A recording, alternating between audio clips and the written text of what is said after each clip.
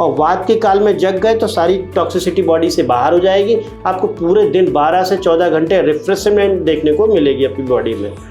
आज हम doctor Manish Yadav sir से, जो कि न्यूरो और स्पाइन के एक्सपर्ट हैं, इन्होंने 2008 से लगभग 11,000 प्लस मरीजों को फुल रिकवर किया है जो भी स्पाइन या न्यूरो से संबंधित रोगों से परेशान थे। आज हम आयुर्वेद में बात करने वाले हैं, आयुर्वेद के बारे में सर से, और सर की नॉलेज हम स्प्रेड करेंगे, लोगों को जानेंगे कि आयुर्वेद में क्या मिथ्स हैं, क्या रियलिटी है और किन चीज़ों को करना चाहिए हमारी डेली लाइफ स्टाइल में या फिर किन चीज़ों को अवॉइड करना चाहिए। डॉक्टर मनीष यादव सर, नमस्कार जी। नमस्ते। तो सबसे पहले कि आयुर्वेद जब चिकित्सा करवाने का इंसान सोचता है तो वो सबसे पहले यही सोचता है कि इतना लंबा प्रोसेस है, तो आयुर्वेद ट्रीटमेंट इतना लॉन्ग टाइम टेकिंग क्यों है? देखिए, आयुर्वेद का ट्रीटमेंट लॉन्ग टाइम टेकिंग नहीं है। हमारे पास आज का जो ऑरा है इसमें जो है सबसे पहले मरीज गलतियां कहाँ करता है कि जैसे ही उसको कोई समस्या हुई तो डे फर्स्ट जो है वो इमरजेंसी मेडिसिन लेता है, वो बीमारी को तुरंत दबाने की कोशिश करता है। आयुर्वेद में भी 2 प्रकार की चिकित्सा होती है, एक शोधन चिकित्सा, एक शमन चिकित्सा। जब बीमारी को हम पूरी तरीके से दबा देंगे और दबाते हुए जब वो एक समय के बाद बढ़ते बढ़ते बहुत विकराल स्थिति में पहुंच जाएगी, तब जाकर के हम जब ट्रीटमेंट लेते हैं तो उसका शोधन एक लंबा प्रोसेस में कन्वर्ट हो जाता है। लेकिन यहीं पे जब शुरुआत में ही आयुर्वेद के ट्रीटमेंट पे जाएंगे, अच्छे डॉक्टर्स के पास जाएंगे, तो नो डाउट आप किसी भी बीमारी से जो है बहुत ही जल्दी सामान्य सी जैसे सर्दी जुकाम खांसी बुखार में 2 से 3 दिन में आराम मिल जाता है। अगर कोई वो गंभीर स्थिति है, बहुत बड़ी बीमारी है, तो आपको महीने से 90 दिन के बीच में आपको आराम मिलने लगता है। जी सर, आपने बोला कि शोधन चिकित्सा और शमन चिकित्सा, सर क्या आप एक्सप्लेन करेंगे हमारे ऑडियंस के लिए? हाँ बिल्कुल। शोधन चिकित्सा का मतलब शोधन और शमन, जैसे कि आपने जब भी हम लोग एक औषधि जब लेते हैं तो उसमें बोलते हैं दवा आया, जो वर्ड दवा का है वो रोग को दबाने से ही आया है।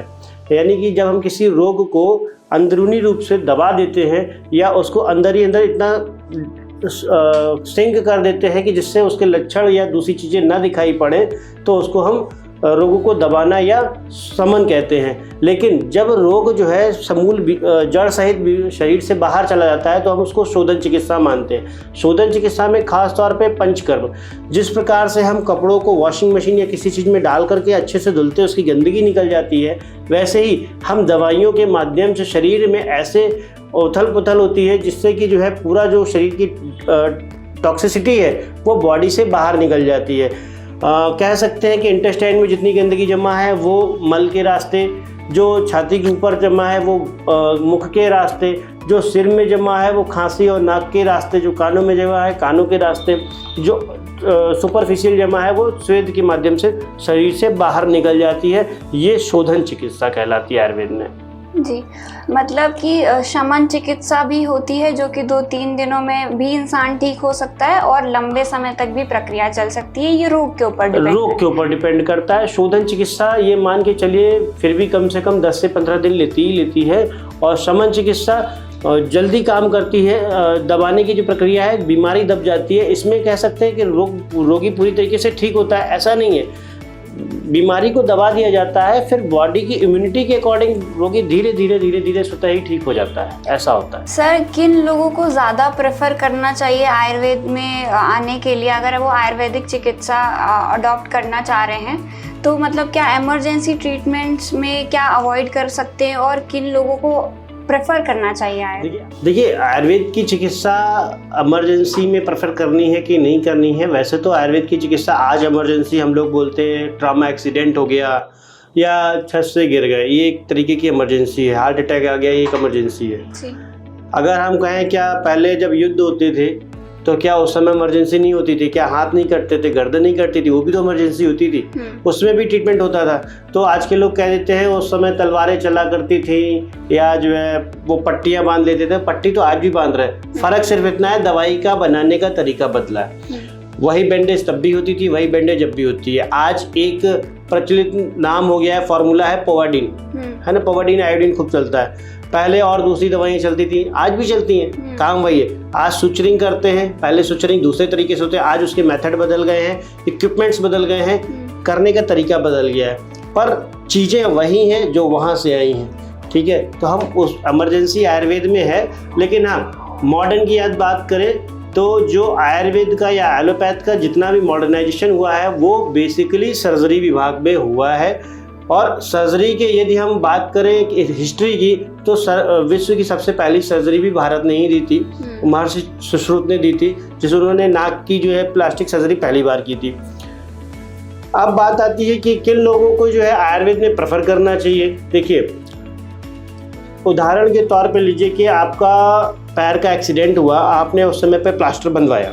अब प्लास्टर बनने के 45 डेज तो दोनों कंडीशन में लगने, चाहे आप आयुर्वेद ट्रीटमेंट लीजिए चाहे आप एलोपैथिक ट्रीटमेंट लीजिए। परंतु जब 45 दिन के बाद आपका प्लास्टर कटता है तो क्या आपका हाथ तुरंत चलने लगता है? नहीं चलता ना। उस समय आप फिजियोथेरेपी लेते हैं। यह फिजियोथेरेपी पहले की वही चिकित्सा है जो नाइयों के द्वारा हड्डी बिठाने की चिकित्सा की जाती थी या मालिश करके उस हाथ को सीधा करने का प्रोसेस किया जाता था। और यदि बात करें कि फिजियोथेरेपी से क्या हाथ चलने लगता है, हाँ बिल्कुल, फिजियोथेरेपी के बाद हाथ चलता है, लेकिन उसके बाद भी आप देखेंगे ठंड में अक्सर जिन लोगों का भी कहीं एक्सीडेंट हुआ होगा वहाँ पे दर्द आता ही आता है, वो दर्द गया नहीं होता है। तो वहाँ पे जो चिकित्सा काम करती है वो आयुर्वेद की चिकित्सा काम करती है, वहाँ पे एलोपैथ की चिकित्सा काम नहीं करती है। मेरे सर्जन भाई भी जो वेस्टर्न मेडिसिन के डॉक्टर होंगे वो भी इस वीडियो को अगर देखेंगे तो वो भी बहुत अच्छे से जानते हैं कि उन्होंने जो भी सर्जरी की है उसके बाद पोस्ट ऑफ सर्जरी का पेन सर्दियों में आता ही आता है। यदि उसको दूर करना है तो हम लोगों को चाहिए वहाँ पे लीच थेरेपी या आयुर्वेद की जो दूसरी चिकित्साएं हैं उनको अपनाना चाहिए। बात करें यदि हम लाइफस्टाइल डिसऑर्डर की, तो जो आप लाइफस्टाइल डिसऑर्डर में जैसे कि देर से उठने की वजह से बीमारियां, तनाव से होने की वजह से जो बीमारियां आ रही हैं, उन बीमारियों में हमें आयुर्वेद को प्रेफर करना चाहिए। वहाँ पे एलोपैथी आपकी बीमारी को दबा देती है, उससे आपको निजात नहीं मिलता, कभी निजात नहीं मिलता। आप जैसे कि डायबिटीज़ है, ओबिसिटी है, हाइपरटेंशन है, स्ट्रेस है, नींद ना आना है, कॉन्स्टिपेशन है, किसी भी बीमारी को पकड़ लीजिए, वो बीमारी कभी भी आपकी ठीक नहीं होती है, ये तरातर चलती रहती है। इसको ठीक करने के लिए आपको आयुर्वेद में ही जाना चाहिए। तो आयुर्वेद में कंप्लीट ठीक हो सकती हैं ये बीमारियां? बिल्कुल आयुर्वेद में, हाँ बिल्कुल आयुर्वेद में ये बीमारियां बिल्कुल 100% खत्म हो जाती हैं एक समय के साथ में। जैसे आपने हृदय रोग संबंधित ब्लड प्रेशर का नाम लिया, तो हृदय रोग संबंधित परेशानियां भी 100% तक खत्म हो सकती हैं? बिल्कुल, हृदय रोग जैसी बीमारियां जो है 100% खत्म हो सकती हैं आयुर्वेद के माध्यम से। आखिर ब्लड प्रेशर क्या पहले के लोगों को नहीं होता था? पहले के लोगों को उच्च रक्तचाप नाम की बीमारी होती थी, आज उसको हम हाई ब्लड प्रेशर बोलते हैं। चावल को राइस कह देने से उसकी चीज़ नहीं बदल जाती, उसका स्वाद नहीं बदल जाता। वैसे उच्च रक्तचाप को अब हाई बीपी कह दे या हाइपरटेंशन कह दे, उससे उसकी संज्ञा नहीं बदल जाती, बीमारी वही रहती है। इलाज के लिए आज के नए फार्मूलाज आ गए हैं, तो भी आप देख रहे हैं कि आज मेरे ख्याल से किसी भी छोटे से शहर में चले जाइए, बीपी और डायबिटीज़ का हर गली हर मोहल्ले में एक डॉक्टर बैठा हुआ है ना। भले ही संख्या कम होगी पर ऐसा कोई शहर, ऐसा कोई मोहल्ला नहीं है जहाँ बीपी डायबिटीज़ का ट्रीटमेंट ना हो रहा हो। लेकिन आप बताइए क्या कोई भी मरीज ठीक हो पा रहा है? तरह सालों साल बीपी डायबिटीज़ की दवाइयाँ खानी पड़ती है उसको, जी। तो उसमें नहीं ठीक होता। आयुर्वेद में ये चीज़ 120 दिन 90 दिनों में लगभग रिकवर करने लगती है। सर, आयुर्वेद जो बहुत ज़्यादा खाने पीने पे डिपेंड होता है, जैसे कि मरीज़ों को बहुत ज़्यादा परहेज के लिए बोला जाता है, बहुत ज़्यादा खाने पीने पे मना किया जाता है, तो क्या ऐसा भी है कि सिर्फ वेजिटेरियन खाना खाना चाहिए या फिर नॉन वेजिटेरियन मील इंक्लूड कर सकते हैं? देखिए, आयुर्वेद कहीं ऐसा नहीं कहता है कि आयुर्वेद के लोगों को या जो आयुर्वेद प्रेफर कर रहे हैं उनको नॉनवेज नहीं खाना चाहिए या परहेज बहुत करना पड़ता है। जब कोई बीमारी है, उस बीमारी के अनुसार आपको जिस देश में रह रहे हैं, जिस जगह पे रह रहे हैं, वहाँ का पानी का वातावरण कैसा है, उसके आधार पे आपको परहेज दिया जाता है। इसका उदाहरण मैं दूं, अगर हम लोग गंगा नदी के किनारे रह रहे हैं तो वहाँ का परहेज बदल जाएगा। हम जमुना के किनारे रह रहे हैं तो वहाँ का परहेज बदल जाएगा। हम बेतवा नदी के किनारे रहने वाले लोग हैं तो उसका परहेज बदल जाएगा। जो नदियाँ हैं वो नदियों का उद्गम जहाँ से हो रहा है उसका भी उसमें विश्लेषण होता है और बॉडी पे उसका भी असर देखने को मिलता है। इसीलिए हमारे देश में जो वेस्टर्न मेडिसिन साइंस है वो ज़्यादा सफल नहीं हो पाती, क्योंकि वेस्टर्न मेडिसिन साइंस जो है अमेरिका साइड या दूसरे विदेशों साइड से आती है। वहाँ 12 महीने एक मौसम होता है, पर हमारे यहाँ पे 6 ऋतुएँ होती है। उस 6 ऋतु के हिसाब से समय बदलता है और उसी अकॉर्डिंग मेडिसिन बदला जाती है।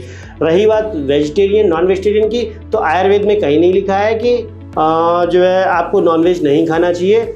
समय समय पे आयुर्वेद में नॉनवेज का उपयोग किया जाता है या मांस का प्रयोग करने के लिए उचित बताया गया है। प्रोटीन रिच डाइट है, उसको लेना चाहिए। आयुर्वेद इसको मना नहीं करता है कहीं भी। सर, खाने पीने के साथ लाइफस्टाइल में लोग भी बहुत चेंजेस कर रहे हैं, जैसे ब्रह्म मुहूर्त में उठना आजकल बहुत फेमस हो रहा है, तो उसके क्या फ़ायदे हैं या फिर ब्रह्म मुहूर्त में उठना क्यों चाहिए?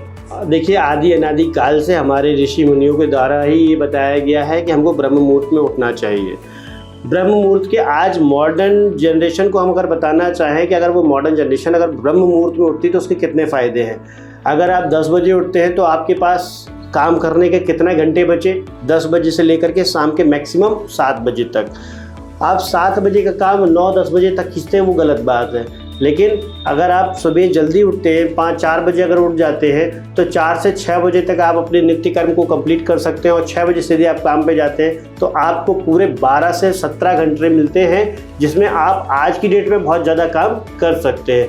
देखिए, जो आयुर्वेद 3 चीज़ों पर चलता है, वात, पित्त और कफ। जो ब्रह्म मुहूर्त है यानी कि 3:30 बजे के बाद से लेकर 6 बजे का जो समय है, उस समय शरीर में वात की मात्रा बहुत ज़्यादा बढ़ी हुई होती है और वात बढ़े होने की वजह से ये शरीर से बाहर निकलने के लिए पहले से ही प्रयासरत रहता है। कि 2 महीने का 3 महीने का बच्चा है, उसको तो कोई नहीं बताता कि सुबह सुबह पॉटी जाना है, मम्मी नहीं सिखाती, पापा नहीं सिखाते। लेकिन जब बच्चे को सुबह होती है, आप देखिएगा, जब तक वो अपने सेंस में नहीं आता तब तक वो सुबह ही मॉर्निंग में जाता है, तो वो वात की वजह से जाता है। सुबह फ्रेश होने के बॉडी का अपना एक बायोलॉजिकल क्लॉक की वजह से सेट है। अब सारे दोस्त इकट्ठे होकर के शरीर से निकलना चाहते हैं, लेकिन आप सो करके उठ रहे हैं अगर 10 बजे, तो वो पहुंच जाते हैं कफ काल में, और कफ काल में चीज़ें स्टोर होती हैं, ना कि बॉडी से निकलती हैं। कफ काल में सोने की वजह से बीमारियां बढ़ेंगी, ना कि घटेंगी। और वात के काल में जग गए तो सारी टॉक्सिसिटी बॉडी से बाहर हो जाएगी। आपको पूरे दिन 12 से 14 घंटे रिफ्रेशमेंट देखने को मिलेगी अपनी बॉडी में। तो ये खास फ़ायदा है ब्रह्म मुहूर्त में 2 उठने के। और इसके अलावा जो है पूरे दिन आपको बहुत मूड एकदम बहुत अच्छा हाइजीनिक रहता है, मतलब फीलिंग काफ़ी अच्छी रहती है, एनर्जी से भरा रहता है पूरा दिन।